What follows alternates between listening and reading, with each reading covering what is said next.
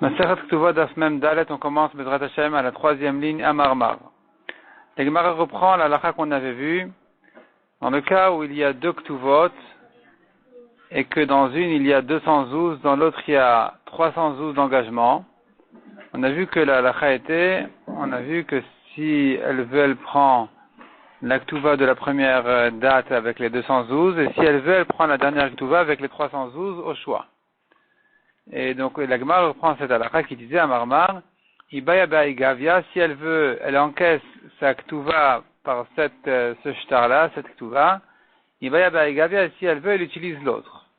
La Gemara dit, l'em appliqué de Rav Nachman. Disons que cette halakha est en discussion sur Rav Nachman qui a dit, Damar Rav Nachman shne shtarot et otin beze acharze, deux shtarot qui sortent l'un après l'autre sur la même vente, bitel sheniet arishon. Le deuxième shtar a annulé le premier, donc on ne se fie qu'au dernier et pas au premier. Et donc ça vient contredire ce que nous on a dit, qu'elle a le choix entre la première Ketuva et la deuxième. Répond la Gemara Lav Mitmar, n'est-ce pas que on a enseigné sur cette halakha. Amar Rav Papa ou Moder Rav Nachman sera d'accord dans un certain cas. Rav Nachman qui a dit que le dernier shtar a annulé le premier, il est d'accord cependant de Yosif Bet Dikla le Tosefet Katve, que s'il ajoutait un palmier, s'il ajoutait dans le dernier shtar un palmier dans la vente, c'est que le dernier shtar a été écrit pour cet ajout-là. À Hanami, ici aussi, à Osif Lamide, il y a bien ajouté encore 112. Donc c'est pas pour rien que le dernier shtar a été écrit, c'est pas pour annuler le premier, simplement c'est pour lui laisser le choix entre encaisser sa dette dès la première date, et donc la petite somme, ou dès la dernière date, et donc la grande somme. Donc pour éclaircir l'image, on pourrait donner l'exemple tout simple. Il avait, au moment de la première Ketuva, il avait ses terrains chez lui, il a promis 212, et voici qu'il en a vendu. Maintenant, il veut pas que sa femme, elle embête son acheteur. Il lui dit, écoute, tu sais quoi, je t'écris une plus grande Ketuva de 312, si tu laisses la première, et tu choisis la dernière, tu pourrais prendre de mes derniers acheteurs, ceux qui ont d'autres terrains, tu pourras prendre de chez eux les 312. Si tu vas en arrière chercher, selon la première Ketuva du premier acheteur, tu ne pourras toucher que 212. Et pareil pour le principe dans ce même principe-là, on pourrait l'adapter aussi sur la vente avec le palmier. Si tu veux le premier shtar, tu le prends sans le palmier. Si tu veux le dernier shtar, tu prends la vente avec le palmier. Et donc, ce sera une nafkamina dans le cas où le terrain n'est plus chez lui, où il y a eu un problème. Est-ce qu'il peut encaisser avec le palmier ou pas? Donc, ce sera justement, là, il verra selon son intérêt qu'est-ce qu'il choisit comme shtar. Goufa Rav Nachman.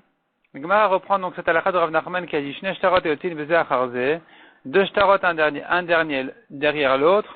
Bital sheniet arishon, le dernier a annulé le premier. Amar Rav Papa ou Moder Rav Nachman sera d'accord quand même. De Yosif Bedikla le Tosefet Katve, que s'il ajoutait un palmier, eh bien le deuxième shtar a été écrit non pas pour annuler le premier, mais plutôt pour cet ajout-là de ce palmier. La Gemara dit Pshita Rishon bemecher vesheni bematana. Il est évident dans le cas où sur le premier shtar c'est écrit que c'était une vente. Le dernier shtar c'est écrit que c'était un cadeau. Des apot kocho ou des katavle. La raison pour laquelle il a écrit le dernier shtar, même s'il ne lui a rien ajouté, il a écrit ce dernier shtar-là pour le considérer comme un cadeau, et non pas comme une vente, eh bien, les apot kocho ou des katavle. C'est pour renforcer les droits de l'acheteur. Mishum dina de bar matzra. C'est à cause de la halakha de bar matzra, c'est-à-dire, un homme qui vend un terrain, tous ses voisins sont prioritaires. Il devrait d'abord chercher chez ses voisins s'il n'y a pas quelqu'un qui est intéressé d'acheter son terrain de manière à agrandir le sien. Et donc ici, si par contre quelqu'un a fait un cadeau, il n'a pas besoin de rechercher est-ce que celui qui a fait un cadeau à son ami, il n'a pas besoin de se renseigner chez ses voisins s'il n'y en a pas un qui le veut, parce que lui il veut donner cadeau à un tel, pas à ses voisins. Donc ici, il n'y a pas de priorité à ses voisins. Et donc, dans le cas où il lui a donné deux shtarot, donc sur le premier shtar, c'est écrit que c'était une vente. Sur le dernier shtar, c'était écrit que c'était un cadeau. C'est pour lui éviter le problème des voisins. C'est-à-dire que cet acheteur-là risque de se retrouver en face des voisins qui vont se plaindre en disant « Mais pourquoi il t'a vendu à toi et pas à nous ?» il leur dira non, c'était un cadeau. Donc il va cacher le premier shtar, il va sortir le dernier shtar en disant c'était un cadeau, et donc c'est mon droit de recevoir un cadeau, même si j'ai des voisins autour, c'était son droit de me donner à moi le cadeau et pas à ses voisins. Mais Chol Sheken, évidemment dans le cas contraire, où Rishon Matana Vesheni Bemecher, le premier shtar est un shtar de cadeau, dans le deuxième shtar c'est écrit que c'était une vente, d'Amrinan ici on dit, bien sûr que il a écrit un deuxième shtar, c'était très important pour lui ajouter justement cette garantie-là, Mishum Dina de Baal Chov ou de Katavken. C'est pour que si le créancier est du vendeur, si le créancier arrive un jour et il se fait encaisser sa dette avec ce terrain-là en disant mais j'étais avant toi, eh bien l'autre il va se retrouver finalement sans rien. Et si c'était un cadeau, il a tout perdu, alors que si c'était une vente, il va revenir chez son vendeur et chercher chez les acheteurs suivants, les acheteurs qui ont acheté après lui de ce même vendeur. Et donc ça, ce shtar-là, il est très important, parce que sur le premier shtar, c'est écrit cadeau. Dans un cadeau, c'est perdu, si vient le créancier et le prend, c'est perdu, tu as perdu ton cadeau. Mais s'il est considéré comme un acheteur, il n'a pas perdu son achat, il pourra dire, ben, écoute, moi, j'ai acheté un terrain. Si maintenant le créancier qui était avant moi, il est venu, il a pris le terrain, eh bien, moi, qui ai mis de l'argent sur ce terrain-là, je reviens chez mon vendeur. S'il a des terrains, je les prends, sinon je les prends des derniers acheteurs. Et c'est à ça justement que sert son dernier shtar. Et la ishnem bemecher, shnem et matana, mais dans le cas où les deux shtarot sont les deux ventes, où les deux sont des cadeaux, bital shenet arishon, le dernier shtar a annulé le premier, maïtama pour quelle raison? Rafram amar emar odile. Il lui a reconnu que le premier shtar était faux. Donc ils ont dû écrire un dernier shtar. Je considère et j'explique la raison pour laquelle il y avait un deuxième shtar, c'était parce que il a avoué que le premier shtar était faux, donc il a écrit un deuxième. Ravacha Amar Achule Achle Shiboudé. Selon Ravacha Amar Eimar, je dis Achule Achle Shiboudé. Il était mochel sur son hypothèque depuis la première date, c'est-à-dire que selon le premier shtar, cet acheteur-là, il pourrait revenir chez son vendeur et prendre tous les terrains qui étaient chez lui à cette date-là, et même s'ils ont été vendus ensuite, il va les rechercher chez les derniers acheteurs. Et donc maintenant, quand il écrit un dernier shtar, je dis, il a été mochel sur la première date, et il dit que tous les terrains qui ont été vendus de son vendeur entre la première et la dernière date de son shtar, entre le premier et le dernier shtar, il est mochel sur ces terrains-là, et que dorénavant, il ne va rechercher comme hypothèque que les derniers terrains depuis la dernière date. Donc c'est une mechila, achul et achle shiboudé, il a été mochel sur l'hypothèque de ces terrains, des terrains du vendeur. Maï benayou, quelle est la différence entre si tu dis, comme Rafram, il a reconnu et avoué que c'était un mensonge le premier shtar, il était faux, ou si tu dis comme Ravacha qui dit que non, c'est pas qu'il a avoué que c'était faux, c'est qu'il a été mochel sur la première date. Ika benayou, la différence sera à roué Saadé. Premièrement, est-ce que je considère les témoins qui ont signé sur le premier shtar comme des menteurs ou pas? Est-ce que dorénavant ce sont des témoins psulim ou pas? Selon Rafram, on a dit le dernier shtar est venu parce que le premier shtar a été reconnu comme un shtar faux. Alors tu dois considérer ces témoins comme des menteurs qui sont psulim, là et d'où ils ne peuvent plus témoigner. Selon par contre la deuxième raison Ravacha, qui dit non, il n'y a aucun problème sur le premier shtar, simplement c'est une mechila sur la première date. Dans ce cas-là, il n'y a aucune raison d'être possèle les premiers témoins. Tosfot s'étonne beaucoup sur cette explication de Rashi, et lui il veut expliquer autrement en disant que il n'est pas question de considérer ces témoins comme des témoins psulim parce que sous prétexte que l'acheteur a fait un nouveau shtar. C'est pas parce que l'acheteur a fait un nouveau shtar qu'on va se permettre maintenant d'être possède des gens comme témoins. C'est pas possible, c'est pas suffisant pour les rendre pas saouls. Ici simplement, c'est pour que si la même personne, le même acheteur, a un autre shtar avec ces mêmes témoins, on lui dira puisque d'après toi le premier shtar qui a été signé par eux, il était faux, donc ces témoins-là ne peuvent plus dorénavant pour toi, ils peuvent plus témoigner à ton avantage. Tu ne peux plus te servir de ces témoins alors que tu avouais qu'ils sont des menteurs. Mais sinon, en général, le Bedin peut les recevoir sans problème selon ta faute. Deuxième différence entre les deux raisons, Veleshaloum et Péré. Si maintenant, les fruits ont été consommés par l'acheteur entre la première et la dernière date, le premier et le deuxième shtar, selon Rafram, il faut rembourser ces fruits-là, parce qu'il a reconnu que le premier shtar était faux. Selon par contre Abacha, non, il n'y a pas besoin de rembourser. C'est vrai qu'il était mochel sur les hypothèques, l'hypothèque des autres terrains du vendeur, mais c'est pas pour autant qu'il se considère pas comme un acheteur depuis la première date, donc il n'a pas à rendre des fruits. Et enfin, ou les taskas, les impôts, tout ce qui a donné au roi, entre la première et la dernière date, est-ce que c'est le vendeur qui doit les donner ou pas, ou l'acheteur? Si tu dis, il a reconnu que la vente n'a eu lieu qu'à la deuxième date, c'est au vendeur de les donner. Si tu dis par contre que il a été mochel, eh bien ici ce sera à l'acheteur, puisque la vraie date c'est la première, et ce sera à l'acheteur de payer les impôts. Maïave ala dektuva. La Gemara demande, mais alors quelle est la conclusion? Qu'est-ce que on va trancher en ce qui concerne la ktuva? Tashma damar Rabbi Mar Shmuel. Dans le cas où il y avait deux ktuvot, qu'est-ce qu'on fait? Donc Rabbi dit au nom de Shmuel, Mishum Rabbi Elazar et Rabbi Shimon, Manem atay mina erusin, vetosefet mina nisuin. En fait, c'est pas le cas où il y a deux shtarot de ktuva, c'est simplement le cas où il y a une ktuva. Et la question qui se pose, mais il y a, depuis les kiddushin, il y a un engagement de ktuva de base qui est mané ou 212. Et puis le reste est ajouté au moment du mariage. Et donc, justement, il faut savoir à partir de quand on encaisse, elle peut prendre cet argent-là. Donc, selon Rabbi Elazar et Rabbi Shimon, elle prend depuis les kiddushin, elle prend déjà le mané ou les 212. Et le reste, elle le prend depuis le mariage. Selon Chachamim, tout ne peut être pris que depuis le mariage. C'est-à-dire que si elle s'est divorcée ou elle a perdu son mari ensuite, eh bien, les terrains qui étaient chez son mari le jour du mariage, ou plus tard, sont effectivement hypothéqués à cette ktuva. Mais les terrains qui ont été vendus avant le mariage, même s'ils étaient là après les kiddushin, elle ne pourra pas prendre de ces terrains-là, elle ne pourra pas, même pas encaisser la base de sa ktuva qui est mané ou mataim, 212. Veil cheta, c'est comme ça l'alacha, et chazé vechazé, mais elle ne peut encaisser tout qu'à partir de la date du mariage. Mishnah suivante, Agioret Shenit Gaira Bitaima.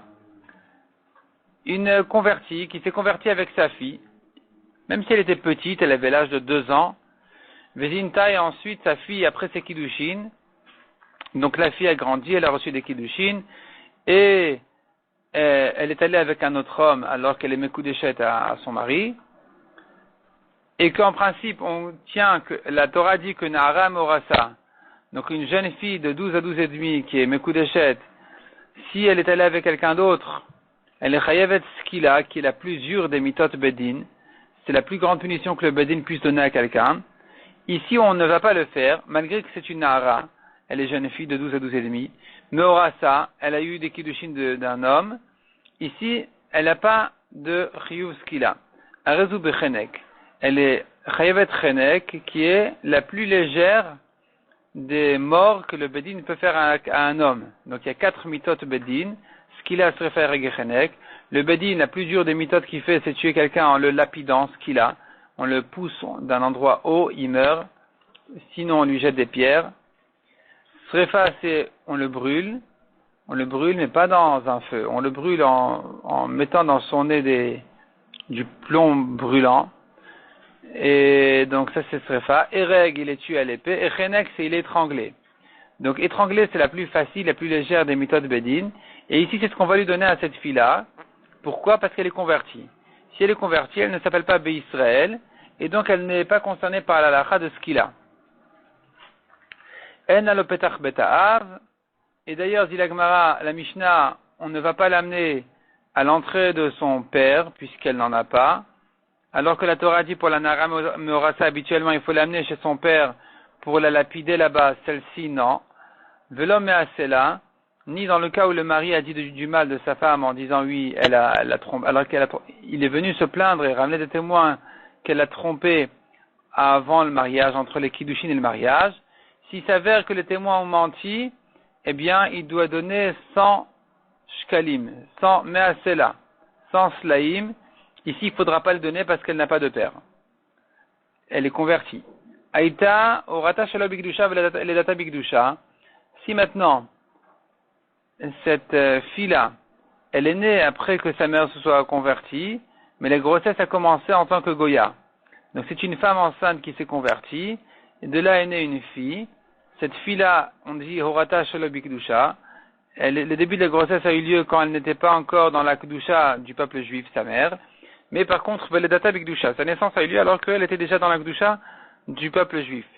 Arezubiskila, ici, on la considère comme une Nahara Meorasa habituelle qui est Chayevet Skila.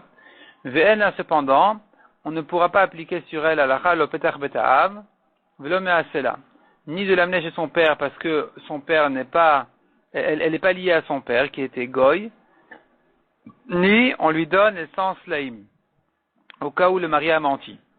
Aïta Orata Veledata Bikdusha, si maintenant la mère s'est convertie et après qu'elle s'est convertie, elle a eu cette fille, alors cette fille-là, elle a été créée, elle est née complètement dans la Kedusha. Arei Kebat Israël Echol Dvarei, elle est considérée complètement comme une fille d'Israël pour toutes ces choses, et donc elle est Chayavet Skila, et on l'amène chez son père pour la lapider, et il faut payer 100 slaïm dans le cas où il a menti. Yesh la'av ven la petach beta'av. Dans le cas où la fille elle a un père, mais il n'y a pas de petach beta'av, il n'y a pas l'entrée de la maison de son père. Par exemple, il n'y a pas de maison. Yesh la petach beta'av ven la'av. Ou bien, elle n'a pas de père, mais il y a la maison du père, avec l'entrée de la maison du père, à Rezubiskila. Malgré qu'on ne peut pas appliquer cette halakha du pasouk, de l'amener à l'entrée de son père, il faut quand même appliquer la halakha du chiyuv skila, ce n'est pas une condition sur la skila, elle est quand même lapidée au beddin, lo ne'emar petach bet'av ela le mitzvah. Cette halakha là que dit la Torah de l'amener à l'entrée de la maison de son père, ce n'est qu'une mitzvah a priori, mais c'est pas une condition pour appliquer sur elle la skila. On tourne la page. Mena anemile, d'où on apprend cette halakha, qu'une fille qui est née après la conversion de sa mère, mais elle a été créée avant, eh bien, celle-là, on a dit qu'il y a un chiyuv skila pour elle. C'est comme une bat Israël, et donc il faut la lapider, elle est chayavet skila et pas chenek. D'où tu sais ça? Amaresh Lakish Damaka, la Torah a dit, Vameta. La Torah a dit, on va la lapider, elle va mourir. Pourquoi ajouter ce mot-là, elle va mourir? Ça me sert à quoi? C'est sûr qu'elle va mourir. Les rabbins, c'est pour inclure cette fille-là, Horata Shelo Bikdusha, Veledata Bikdusha, que sa mère enceinte d'elle, elle s'est convertie, bien la fille qui va naître, elle aussi, elle est chayavet skila si elle a fait cette avéra après les kiddushin. Yachi, si c'est comme ça, demande la Gemara. Milka, Nami, Nilke, on devrait aussi le frapper, ou Me'asela Nami le Shalem. Si le mari a menti, il faudrait le frapper, lui faire payer les 100 slaïm. Pourquoi on a dit que dans ce cas-là, il n'a pas payé les 100 slaïm? Amarka, la Torah a dit, Vameta. La Torah, quand elle a inclus cette fille-là, elle l'a inclus pour le chiyuv mita. Les mita nitrabta veulent les knas. Et pas, elle n'a pas été inclue pour le knas. En ce qui concerne le knas des 100 slaïm, eh bien, la Torah n'a pas parlé de cette fille-là qui est rentrée dans le peuple juif alors qu'elle était déjà dans le ventre de sa mère et qu'à ce moment-là, sa mère s'est trempée pour se convertir. Dans ce cas-là, c'est pas suffisant. Et pour la tuer comme ce qu'il a, oui, mais pas pour rendre chayav le mari, pas pour que le mari soit chayav des 100 slaïm. Ve'ema demande à Gemara, les rabot Torata veledata bikdusha. Peut-être que le pasuk vient inclure uniquement la fille qui est née complètement après que sa mère soit convertie. Elle est née, la mère s'est convertie, elle était même pas enceinte, ensuite la fille est arrivée. Peut-être que c'est celle-là qu'on a inclus dans le pasuk. Répond la Gemara, ça c'est pas besoin de l'inclure. Aï israélite ma'aletahi. C'est une juive complètement. Il n'y a pas besoin de l'inclure dans les psukim. Demande la Gemara, vema le rabot orata veleza shelo bikdusha. Peut-être que le pasuk viendrait inclure même une qui n'était pas dans la kedusha même à sa naissance. Elle s'est convertie ensuite. Et même elle est chayavet skila. Répond la Gemara, c'est pas possible. Imken be Israël maya anile. Si c'est comme ça, pourquoi la Torah nous dit be Israël? La Torah a donné une condition pour la skila qu'elle soit be Israël, en Israël. Or ici, elle n'était pas du tout en Israël quand elle est née. Donc, même si ensuite elle s'est convertie, c'est pas, elle aura pas de chiyuv skila. Amar Rabbi Yossi bar Chanina. Amoti shemra ala itoma patour. La Gemara maintenant nous ramène quelques petites halachot en ce qui concerne le moti shemra. Donc le moti shemra, on rappelle, c'est le mari qui a dit, il a trouvé sa femme qu'elle n'était pas vierge. Il a ramené des témoins comme quoi elle l'a trompé entre les kiddushin et le mariage volontairement. Et donc maintenant il veut dire qu'elle est chayavet mita à sa femme. Et voici qu'il s'avère que le mari est un menteur. Eh bien, la Torah lui a donné un knas de 100 slaïm qu'il doit donner au père de la fille, plus il reçoit des coups. Maintenant, Amoti Shemra Laitoma, on nous dit comme ça, si maintenant sa femme, elle était orpheline, elle n'a pas de père, Patour, le mari, il est Patour, Shenemar, Venatnu la Vianara, la Torah parle de donner au père de la fille, pour Atlezou Shen la Hav, a été exclue celle-là qui n'a pas de père. Metiv Rabbi Yossi Baravin, Veitemar Rabbi Yossi Barzvida. Donc il est venu objecter, du pasteur qui dit Veimaen Yemaen Avia, et s'il va refuser son père de la marier à cet homme-là, en parlant du méfaté qui a séduit la fille. Et pourquoi cette répétition dans le pasuk? Les rabot et Thomas, les knas, d'ivrei Rabbi Yossi à Galilée. De là, de cette répétition, on a inclus, même s'il n'y a pas de père, elle a perdu son père, eh bien, elle reçoit quand même le knas. Donc pourquoi tu me dis que celui qui a été moti shemra sur une fille qui n'a pas de père, il est patour de knas?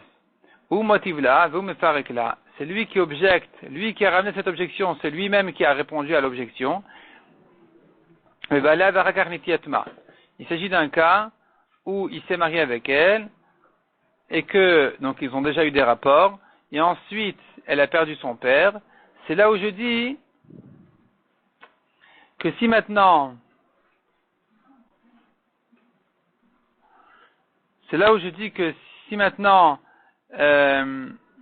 il était moti shemra, il devra donner le knas. Mais si le mariage a eu lieu alors qu'elle n'avait pas de père, il n'y a pas de knas non plus. Rava Amar, Chayav. Rava il dit non, c'est pas parce qu'elle n'a pas de père qu'il est patour, il est Chayav, le moti shemra il est Chayav. Mima, d'où tu sais ça? Midetane Ami, puisque Ami a ramené une braïta qui dit sur le pasuk, Betulat Israël. C'est écrit dans le pasuk Betulat Israël, donc une vierge d'Israël, Velo Betulat Gerim, et non pas une Betulat des convertis. Yamrat Bishlama ki agavna Israël Michayev. Tu comprends si tu dis que dans ce cas-là où il n'a pas de père, son père est mort, il est Chayav le moti shemra en Israël si c'est pas une convertie. Hainu de Isterich Kra le Mote Gerim, c'est pour cela que j'ai besoin d'un pasuk pour exclure les convertis. Et la Yamrat Israël ki agavna patour. Mais si tu dis que chez les Juifs, une qui n'a pas de père, et le mari, le moti shemra, il est déjà patour, parce qu'elle n'a pas de père, évidemment que pour une convertie, qui non seulement n'a pas de père, mais en plus, elle est même pas en Israël, elle est même pas née juive, évidemment qu'il est patour. Ashtab Israël patour, begerim ibaya. Si déjà en Israël, chez les juifs, il est patour dans ce cas-là quand il n'y a pas de père, qu'elle va remerger les convertis. Donc si le pasuk me dit qu'il est, en ce qui concerne les convertis, le pasuk me dit qu'ils ont été exclus, c'est bien pour te dire que c'est que parce qu'elle est convertie qu'il n'y a pas de knas. Mais si elle n'était pas convertie, le manque de père n'est pas une raison de le rendre patour du knas, donc il est chayab. Amar Resh Lakish, Amoti Shemra Laktana patour. Resh Lakish dit si maintenant la fille, elle était petite. Le mari qui a dit du mal d'elle, il s'avère qu'il a menti, il est patour. Chez Neymar Venatnu la Vianara, la Torah dit et ils donneront au père de la fille. C'est écrit là-bas Nahara, Nahara Amalé Diberakatu. Puisque c'est écrit le mot Nahara avec un He, alors que généralement dans la Torah c'est écrit le mot Nahara sans la lettre He, à la fin, eh bien c'est pour te dire qu'il s'agit d'une Nahara complète, qui a déjà les 12 ans, et pas d'une petite fille qui ne les a pas encore. Matkifla, Ravacha Baraba. Ravacha Baraba il objecte, Tam Adirtiv Ba Hanahara. La raison pour laquelle tu as exclu la fille petite, c'est parce que c'est écrit Nahara avec un He à la fin. Ah, Lavachi. Avamina, Afiluktana. Si tu n'avais pas cette rachat, tu aurais cru que même une petite fille, sur elle aussi il y a le chiyuv, active. Pourtant le pasuk me dit, Veimemet ayadavarazeh, lonimteu betulim lanara. S'il s'avère que le mari a raison qu'effectivement cette fille-là avait trompé le mari après les kiddushin, eh bien il faut tuer la fille. Votu et anara, el petach betavia uskalua. Donc elle est chayevet skila, il faut la tuer. Uktana, la vatanchini. Or, sur une ktana, il n'y a pas le bedin, ne peut pas la punir. Si elle n'a pas encore les 12 ans, le bedin ne va pas la punir. Donc, il s'agit dans le pasuk, s'il y a lieu de la punir selon le pasuk, c'est qu'il s'agit bien d'une fille qui n'est pas ktana. Et c'est sur elle qu'on a dit que le moti shemra il est chayav de payer les 100 slaim. Donc, comment tu dis qu'il est chayav, donc pourquoi tu me dis que j'ai besoin d'une dracha pour exclure l'Aktana? C'est évident que l'Aktana est exclue, il n'y a même pas lieu de la tuer. Et là répond la Gemara, la dracha se fait de la manière suivante, ça se fait autrement la dracha. Kanara. Ici, à propos du moti Shemra, évidemment, il s'agit d'une Nara puisqu'il est question de la tuer. Au cas où ce n'était pas du mensonge, il fallait tuer la fille, donc évidemment, il s'agit d'une Nara qui n'est pas Ktana, qui a déjà dépassé les 12 ans. Or, ici, la Torah nous écrit le mot Nara avec He, et puisque je sais par ailleurs qu'il s'agit d'une fille qui a passé déjà les 12 ans, et que ici c'est écrit avec He, donc je comprends que ça dépend l'un de l'autre. Quand c'est écrit avec la lettre E à la fin, c'est qu'elle a les 12 ans. Hakol makom shenemar na'ar, déduit de là qu'à chaque fois que c'est écrit Na'ara sans la lettre E à la fin, afilu ktana bemashma, même si elle est petite et qu'elle n'a pas les 12 ans, eh bien, elle est concernée par le pasouk. Puisque ici tu vois dans le pasouk qui ne peut pas parler d'une ktana, que c'est écrit Na'ara avec He, donc tu comprends de là que si c'est écrit Na'ara avec He, c'est une gdola, une grande, mais si c'est écrit Na'ara sans He, il s'agit même d'une ktana.